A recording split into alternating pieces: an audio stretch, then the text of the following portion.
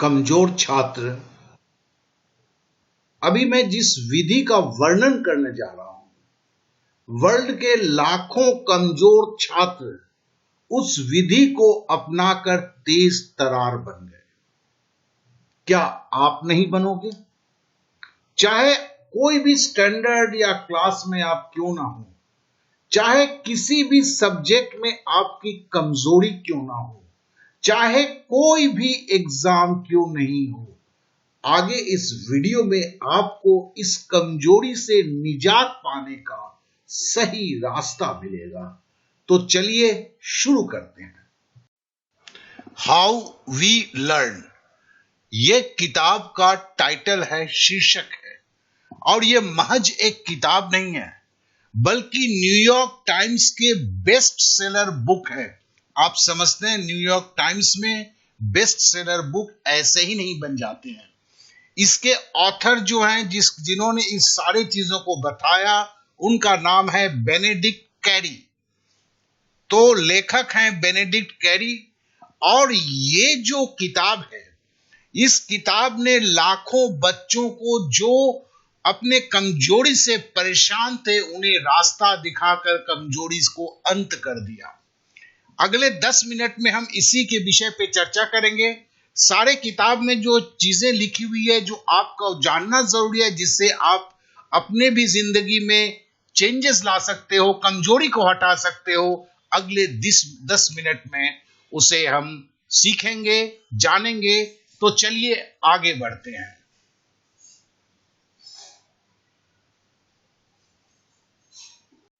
Rule 1 अर्थात नियम 1, spacing effect and distributive learning. देखिए, ये जो टर्म है, इस टर्म का हम सहज सरल शब्दों में आपको बताते कि इसका मतलब क्या है। हमें बचपन से बोला जाता है कि मन लगा के 3 घंटा 4 घंटा पढ़ो, लेकिन यह गलत विधि है। इस विधि से ज्यादा लाभ नहीं मिलता है। यह वैज्ञानिक तरीके से अप्रूव हो चुका है।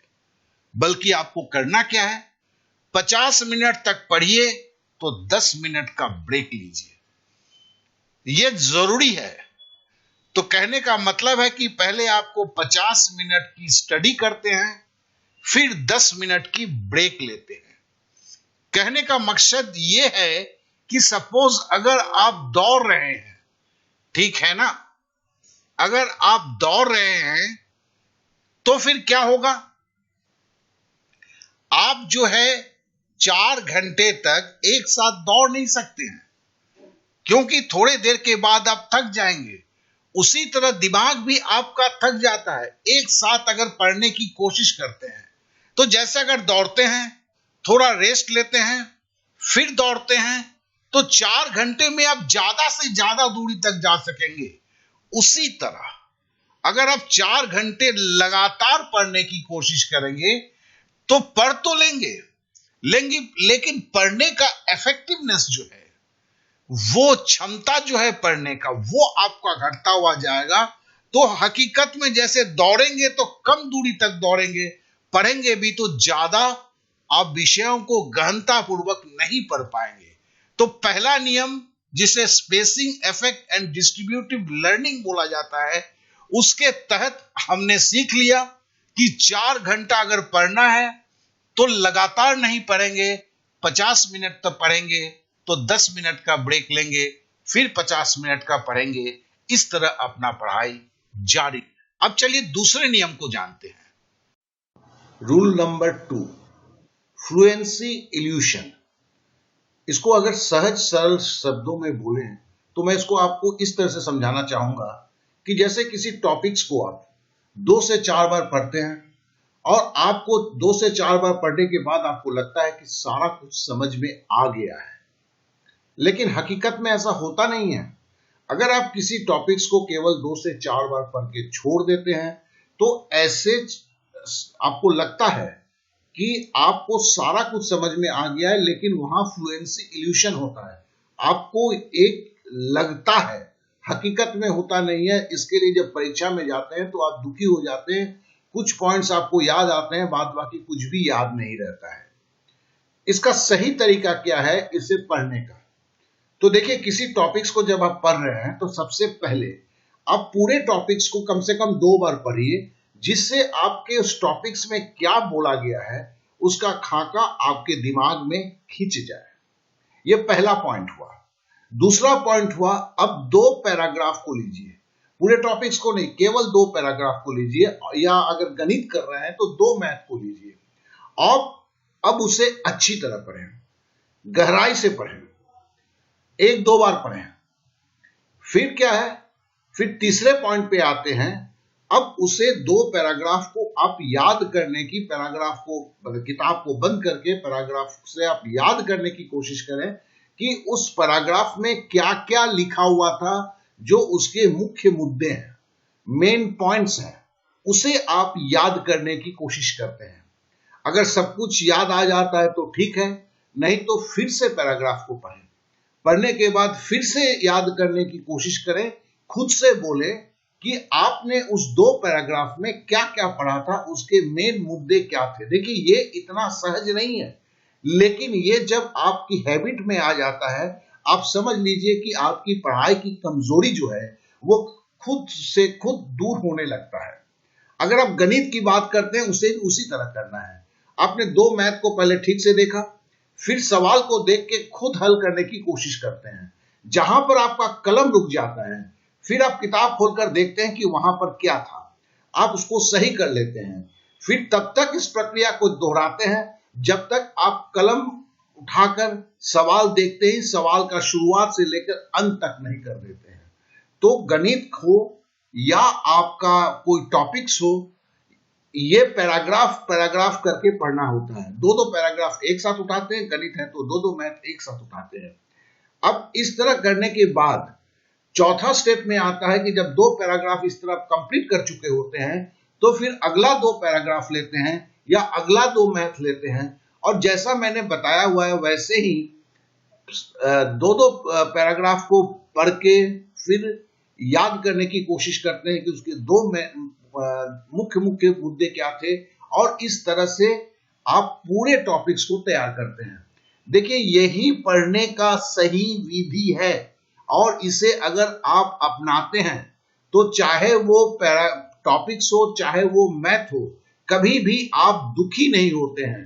तो ये रूल नंबर 2 को आप याद रखें और आज से इसे अवश्य अपनाएं। रूल नंबर 3, नियम 3, चेंज इज गुड, अर्थात परिवर्तन सही होता है, गलत नहीं होता है। सपोज आप अगर पढ़ने में मन नहीं लगता है, आप कंसंट्रेट नहीं करते हैं, कर पा रहे हैं, तो फिर बोला जाता है कि आप जो है अपने पढ़ने के स्थान में परिवर्तन लाएं। मतलब अगर आप इस रूम में पढ़ रहे हैं तो दूसरे दिन आप दूसरे रूम में जाके पढ़े, थोड़ा सा पोजीशन को चेंज करें, तो देखेंगे कि आपकी एकाग्रता में अंतर आ जाएगा, वृद्धि हो जाएगा। उसी तरह समय में भी परिवर्तन करना जरूरी होता है।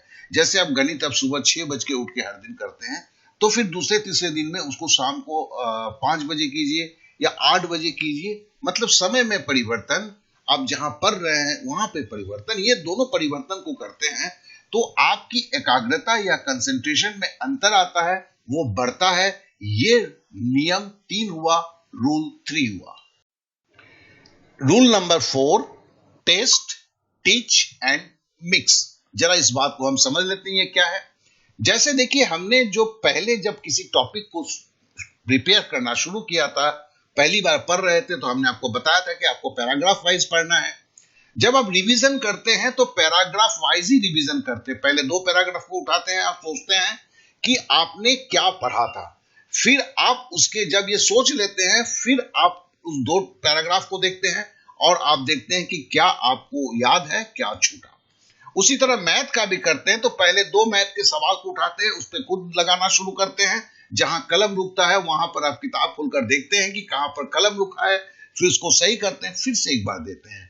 तो रिवीजन का मतलब है कि फ्लैट पढ़ना नहीं होता है, बल्कि पैराग्राफ वाइज, या मैथ है तो 2-2 मैथ करके सॉल्व करने का होता है।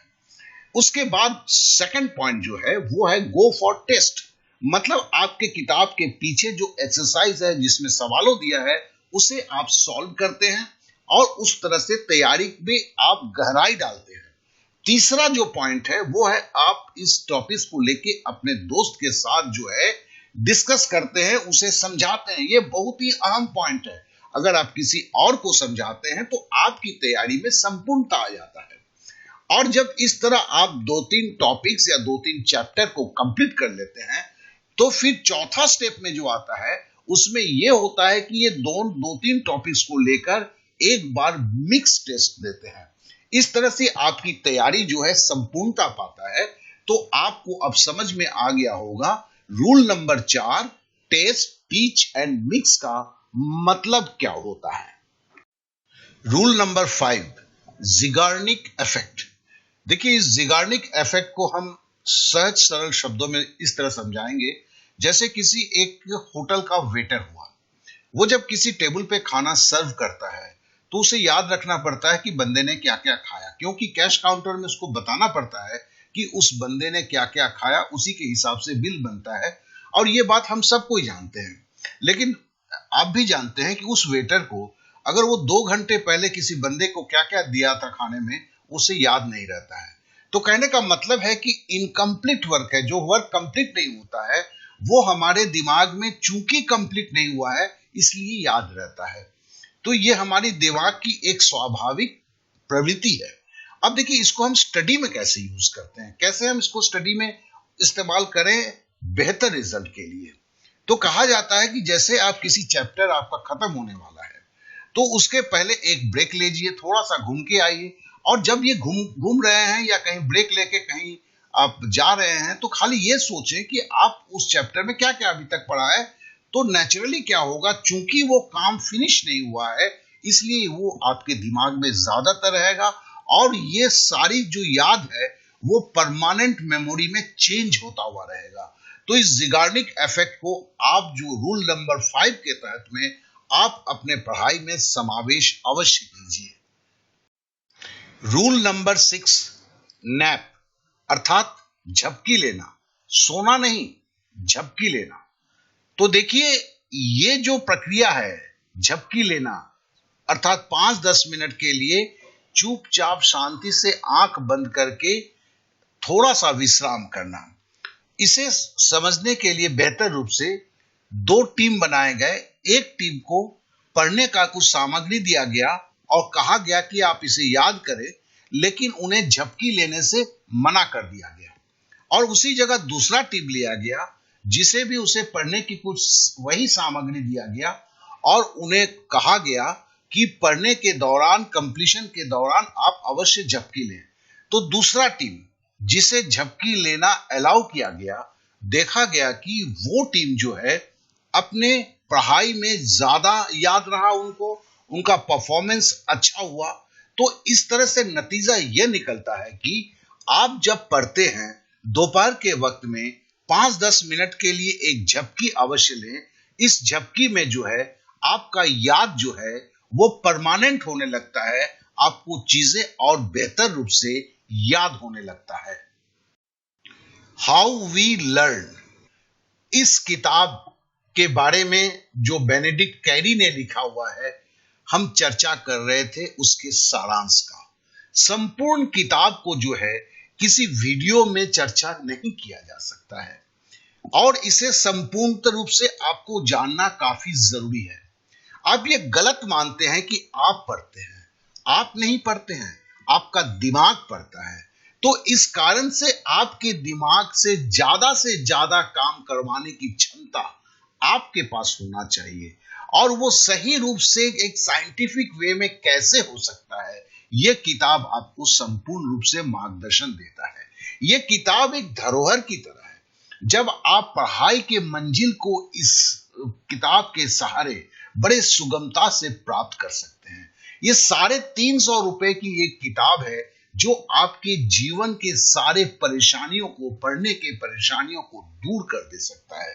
तो इसका लिंक जो है मैंने डिस्क्रिप्शन पे दिया गया है, जिसे क्लिक करते ही आप अमेज़न से प्राप्त कर सकते हैं।